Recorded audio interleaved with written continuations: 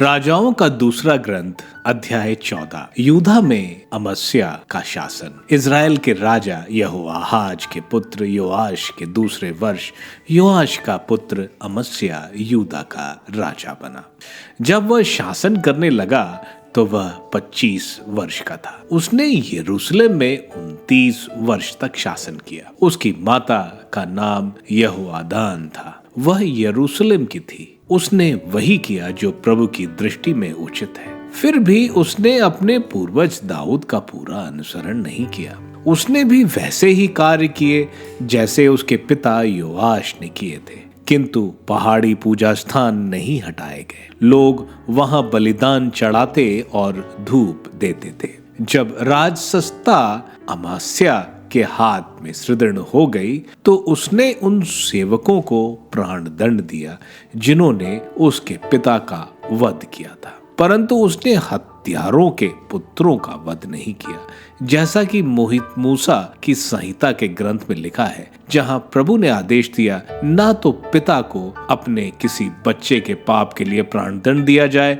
और ना बच्चे को अपने पिता के पाप के लिए। हर व्यक्ति को अपने दोष के लिए प्राण दंड दिया जाएगा। अमस्या ने लवण घाटी में 10,000 अदोमियों को पराजित किया और धावा बोलकर सेला पर अधिकार कर लिया। उसने उसका नाम योक्तैल रखा, आज तक उसका वही नाम है।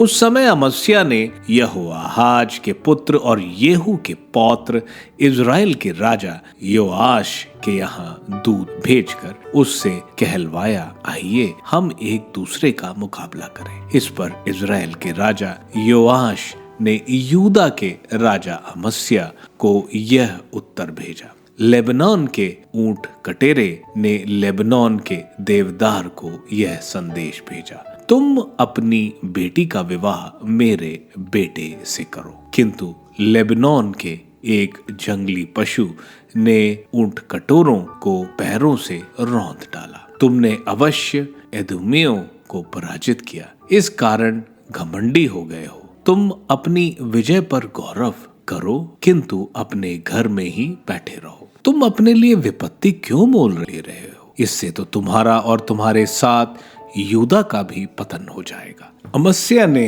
एक न सुनी। तब इजराइल के राजा योआश आक्रमण कर बैठा। उसका और यूदा के राजा अमस्या का यूदा के बेत शेमेश के पास आमना सामना हुआ।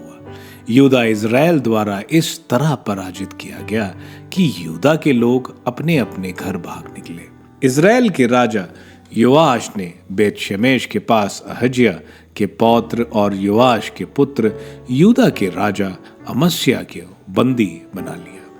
उसने यरूशलेम जाकर एफ्रम के फाटक से लेकर कोड़ फाटक तक यरूशलेम की 400 हाथ लंबी चारदीवारी गिरा दी। वह प्रभु के मंदिर तथा राजभवन के कोषागार का सब सोना चांदी और अन्य सब सामान उठा ले गया और बंधक के रूप में व्यक्तियों को भी ले गया। इसके बाद वह समूरिया लौट गया। योआश का शेष इतिहास, उसके कार्यकलाप, उसकी विजयों और यूदा के राजा अमस्या के उसके युद्ध का वर्णन इजराइल के राजाओं के इतिहास ग्रंथ में लिखा है। योआश अपने पितरों से जा मिला और इजराइल के राजाओं के पास समरिया में दफनाया गया। उसका पुत्र यरोबाम उसकी जगह राजा बना। इजराइल के राजा योआयाज के पुत्र योआश की मृत्यु के बाद योआश का पुत्र यूदा का राजा अमस्या 15 वर्ष और जीवित रहा। अमस्या का शेष इतिहास यूदा के राजाओं के इतिहास ग्रंथ में लिखा है। जब यरूशलेम में उसके विरुद्ध षड्यंत्र रचा गया तब वह लाकीश भाग गया। लोगों ने लाकीश तक उसका पीछा किया और वहां उसका वध किया। वह घोड़ों पर रखकर यरूशलेम लाया गया और अपने पुरखों के पास यरूशलेम के दाऊद नगर में दफनाया गया। इसके बाद यूदा के सब लोगों ने अजर्या को, जो उस समय 16 वर्ष का था, उसके पिता अमस्या की जगह राजा बनाया।